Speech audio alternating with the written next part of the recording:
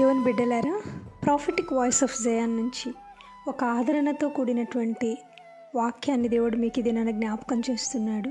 నేను మీ దేవుడైన యెహోవాననియు, నా కొరకు కనిపెట్టువారు అవమానం నొందరనియు నీవు తెలుసుకొందువు.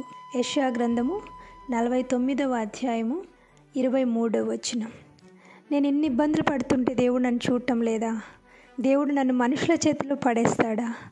దేవుడు నన్ను అనారోగ్యం చేతిలో, డాక్టర్ల చేతిలో పడేస్తాడా? నేను మనుషుల అవమానం చేస్తారేమో నన్ను, ఇలాగ మీరు అనుకుంటూ బాధపడుతూ ఉండొచ్చు. కానీ దేవుడు అంటున్నాడు, నా కొరకు కనిపెట్టువారు అవమానం నొందరని నువ్వు తెలుసుకుంటావు అని. మనుషుల చేతిలో పడడము ఈజీ, కానీ నువ్వు దేవుని చేతిలో ఉన్నావనే విషయాన్ని నువ్వు గుర్తుపెట్టుకోవాలి. దేవుడు అంటాడు, చూడుము నా అరచేతులంలో నిన్ను చెక్కి ఉన్నాను. యెషయా గ్రంథము 49వ అధ్యాయము 16వ వచనము. కాబట్టి నిన్ను దేవుడు నీ ప్రాకారమును నిత్యము ఆయన ఎదుట ఉంచుకొని ఉన్నాడు. ఆ విషయం జ్ఞాపకం చేసుకున్నప్పుడు నాకు కూడా ఆశ పుడుతుంది.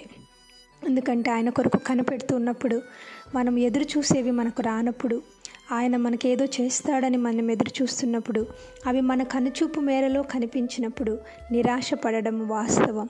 కానీ దేవుడు చెప్తున్నాడు, నీ దేవుడైన యెహోవాననియు, నా కొరకు కనిపెట్టువారు అవమానం నొందరనియు నువ్వు తెలుసుకుంటావు.